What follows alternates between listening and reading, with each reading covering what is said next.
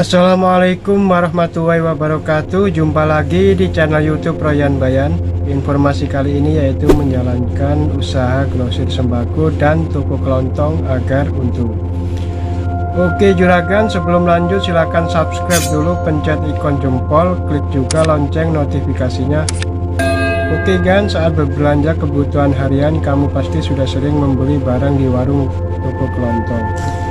Usaha warung kelontong memiliki masa depan yang cukup baik untuk dijadikan sebagai bisnis berkelanjutan. Usaha toko kelontong juga bisa berkembang menjadi toko grosir atau pemartai dikelola dengan baik. Usaha toko kelontong cukup potensial untuk dijadikan sebagai bisnis dan juga sangat menarik untuk dikelola sebagai usaha sampingan.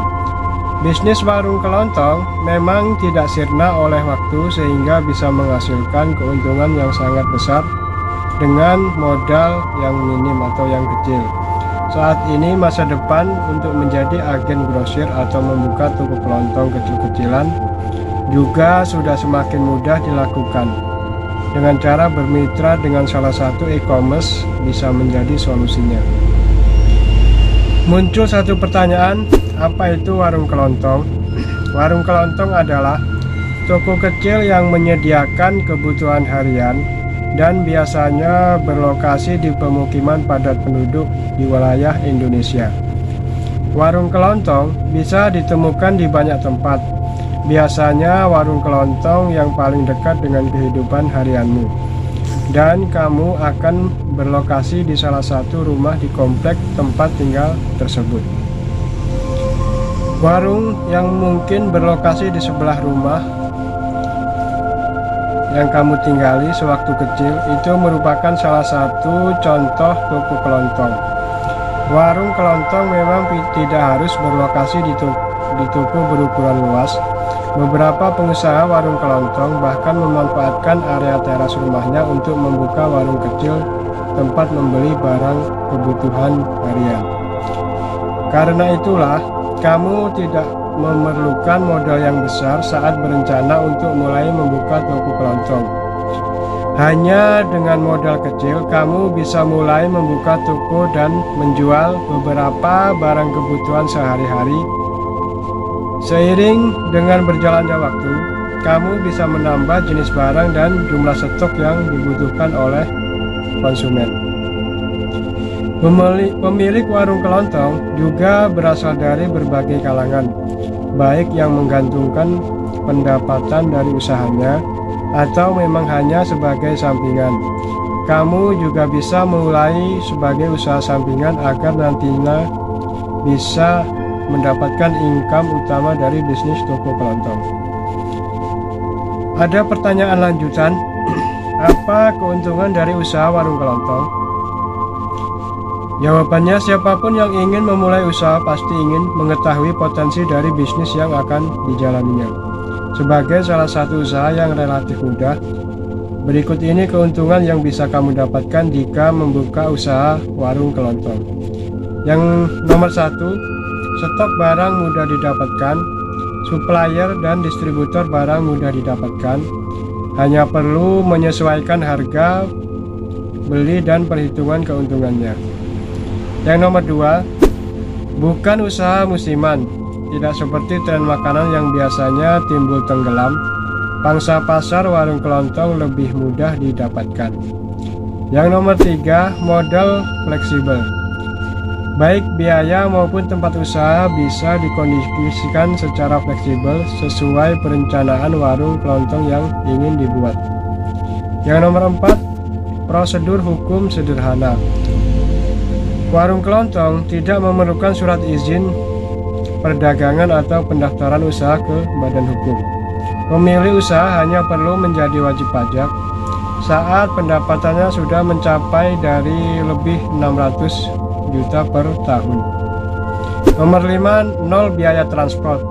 Hanya dengan perencanaan di rumah, kamu bisa mencari supplier yang bisa mengirimkan stok barang ke lokasi usaha untuk mulai berjualan. Ada pertanyaan lagi, bagaimana cara membuka toko kelontong kecil-kecilan? Jika kamu memulai mempertimbangkan untuk membuka warung kelontong, tentu sudah ada hal-hal yang muncul terkait dengan persiapan usaha tersebut. Persiapan ini bisa kamu lakukan secara bertahap agar pengelolaannya lebih mudah. Simak persiapannya sebagai berikut ini. Yang pertama, ketahuilah kebutuhan pasar. Warung kelontong yang ada di sekitar rumah seringkali muncul dan dalam jarak yang berdekatan. Namun beberapa warung juga tetap bertahan meskipun jaraknya berdekatan dengan warung yang lain. Hal ini disebabkan oleh keunggulan setiap warung dalam membaca potensi pasar. Dengan mengetahui kebutuhan pembeli di sekitar lokasi, warung akan menjadi laris. Yang nomor 2, atur lokasi yang strategis. Jika ingin warung kelontong laris, pastikan lokasinya mudah ditemukan pembeli atau konsumen. Kalau memungkinkan, pilih lokasi yang memang sering dilewati banyak orang. Boleh saja memilih lokasi warung di tempat tinggal, tapi pastikan tidak mengganggu warga lain. Pastikan kamu mendapat persetujuan dari warga di sekitar tempat tinggal agar usaha tetap lancar. Selain itu, lokasi warung juga sebaiknya leluasa jika ingin digunakan untuk parkir kendaraan. Tidak perlu terlalu besar, tapi setidaknya bukan berada di tikungan dan aman untuk parkir beberapa kendaraan tanpa mengganggu akses lalu lintas jalan. Yang nomor 3, hitung modal awal. Setiap usaha pasti dimulai dengan perencanaan biaya. Begitu pula saat membuat warung kelontong, tentukan modal awal yang akan dipakai untuk mengelola warung. Hitung juga pengeluaran untuk pembelian etalase, meja kasir, kalkulator, dan perlengkapan yang lainnya. Setelah itu, kamu bisa melakukan perencanaan lebih lanjut dari jumlah modal yang sudah diperkirakan. Modal awal warung kelontong sekitar 4-5 juta sudah cukup untuk membuka usaha di rumah. Sebaiknya selalu perhitungkan juga biaya tak terduga dan biaya operasional dalam hitungan modal tersebut. Misalnya untuk pembayaran listrik, biaya renovasi, dan sebagainya. Yang nomor 4, cari distributor barang. Barang-barang yang dijual di warung kelontong juga harus berkualitas. Pastikan kamu memilih pemasok barang yang terpercaya. Jika memungkinkan, lakukan survei beberapa opsi sehingga kamu bisa melakukan proyeksi keuntungan yang paling ideal. Komunikasikan juga cara restock barang sehingga kamu tidak perlu kerepotan saat menimbun barang yang habis. Jika kamu bermitra dengan salah satu e-commerce, urusan stok barang juga akan lebih mudah. Kamu bisa mendapatkan kebutuhan warung kelontong dengan praktis melalui aplikasi. Stok barang juga bisa dikirimkan langsung ke warung dengan gratis ongkos kirim. Jadi lebih hemat waktu dan hemat biaya. Yang nomor 5, buatlah pelayanan ekstra. Warung kelontong biasa mungkin tidak punya daya tarik, namun kamu juga tetap bisa melakukan promosi menarik untuk membuat warung lebih ramai. Salah satu contohnya paling umum adalah layanan pesan antar. Biasanya pembeli bisa meminta untuk mengantar galon air mineral. Jenis layanan ekstra seperti ini biasanya sangat laris di sekitar area indekos. Pertanyaan, apa saja barang-barang yang dijual di warung kelontong? Jika lokasi tempat tinggalmu berada di area yang strategis, mungkin mulai berjualan beberapa barang bisa jadi awal yang menjanjikan. Kamu hanya perlu menyediakan beberapa stok barang yang banyak dibutuhkan oleh konsumen. Berikut ini pilihan barang-barang yang dijual di warung toko kelontong. Nomor 1, beras. Nasi masih menjadi makanan pokok untuk masyarakat Indonesia. Karena itulah, permintaan atas beras akan selalu ada di warung toko kelontong. Biasanya beras kiloan akan lebih laris karena siapapun bisa membeli dalam jumlah yang bisa diperkirakan. Namun kamu juga bisa menyediakan beras kemasan 3 kg, 5 kg, 10 kg, dan seterusnya jika target pasar menginginkannya. Yang nomor 2, minuman instan. Peminat minuman instan juga relatif populer di Indonesia. Pasalnya banyak orang yang suka dengan cara praktis mengkonsumsi minuman berasa. Bukan hanya untuk konsumsi rumah tangga, minuman instan juga banyak diminati oleh pengusaha rumahan. Jadi ada banyak potensi yang bisa didapatkan saat kamu menyediakan kopi saset, teh seduh, susu kental manis, dan sebagainya. Bagi yang membuka warung kelontong di lokasi yang udaranya cenderung panas, menjual minuman dingin atau soda juga target yang paling menarik. Barang yang nomor 3 yaitu mie instan. Makanan instan memang paling diminati oleh orang. Selain mudah disajikan, cita rasa mie instan Indonesia yang sangat khas juga memberi pangsa pasar yang cukup ideal. Kamu bisa menyediakan mie instan dengan berbagai rasa sesuai kondisi pasar. Pastikan juga untuk melakukan riset terlebih dahulu agar tidak kalah saing dengan pesaing di lokasi sekitar jualanmu. Barang yang nomor 4 yaitu air mineral. Persediaan air mineral isi ulang juga selalu diminati. Belum lagi pembeli akan sangat tertarik untuk membeli persediaan air mineral yang dekat dengan lokasi rumah kamu. Setidaknya konsumen pertama kamu akan berasal dari tetangga yang lokasi tempat tinggalnya paling dekat warung kamu. Yang nomor 5, perlengkapan mandi.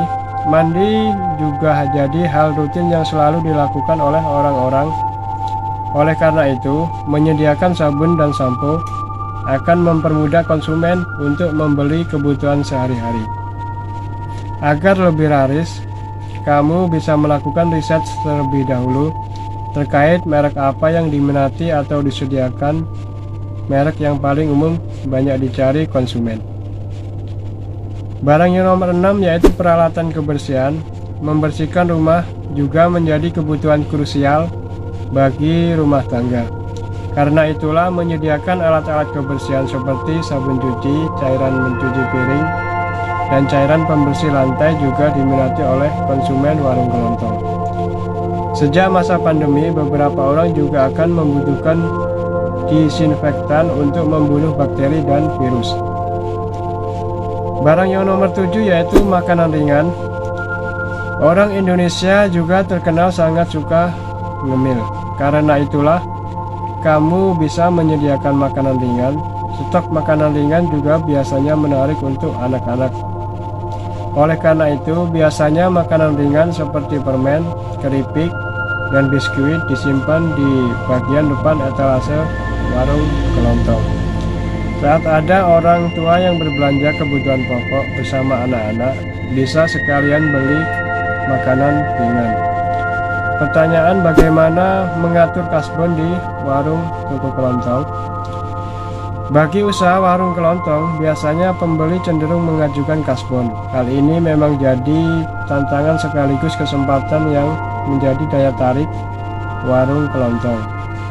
Sebenarnya tidak ada yang salah dengan kasbon selama kamu bijak dan tetap tegas untuk memastikan pembayarannya. Berikut cara mengatur kasbon agar keuangan warung terkendali. Yang pertama, buatlah penjataan kasbon di warung kelontong. Agar bisa menawarkan jatah kasbon di warung kelontong, sebaiknya kamu menentukan terlebih dahulu pendapatan rata-rata warung setiap bulan. Pisahkan modal dan keuntungan yang didapatkan sebagai keuntungan atau kerugian. Jika keuntungannya sudah cukup besar, kamu bisa menghitungnya sebagai dana talangan dari kasbon yang diajukan oleh konsumen. Yang nomor 2, tentukan batas jumlah yang dikasbon. Alokasikan 5-10% dari nilai keuntungan rata-rata warung sebagai jatah kasbon agar tidak mengganggu nilai kebutuhan harian. Skema perhitungan ini perlu dilakukan untuk mengantisipasi keterlambatan pembeli yang tidak membayar kasbon tepat waktu. Yang nomor 3, tentukan barang yang bisa dikasbon. Sebaiknya kamu juga membatasi jenis barang yang bisa dibeli konsumen untuk dibayar belakangan. Jika semua barang bisa kasbon, ada kemungkinan kamu bisa merugi. Hindari jenis barang yang sifatnya cepat habis dan bisa dibeli lebih dari satu kali dalam waktu seminggu. Biasanya barang seperti perlengkapan mandi, perlengkapan mencuci, atau barang dapur boleh dikasbon. Nomor 4, buat tanggal jatuh tempo. Seperti hanya membayar hutang, kamu juga perlu membuat tanggal jatuh tempo untuk pembayaran kasbon dari konsumen. Waktu jatuh tempo bisa disepakati bersama seperti awal bulan atau setiap tanggal yang sudah ditentukan. Jika sudah menentukan tanggal yang disepakati, jangan sungkan untuk menagih di saat yang tepat dan sudah disepakati. Yang nomor 5, buat pencatatan stok barang. Selain menentukan barang yang bisa dikasbon, kamu juga perlu melakukan pencatatan jumlah persediaan barang.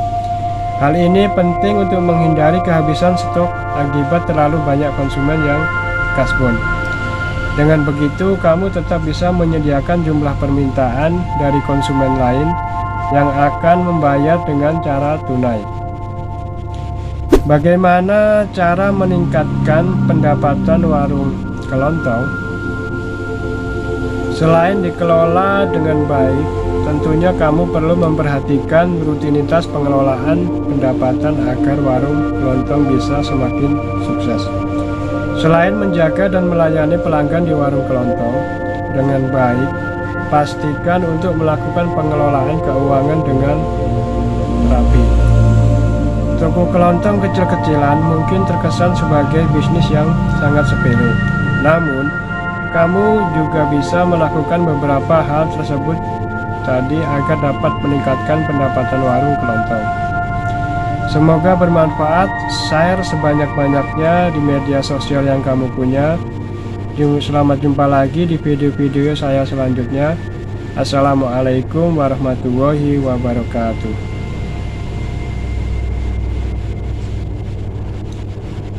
Tonton juga video-video saya yang muncul di layar akhir yang di sini.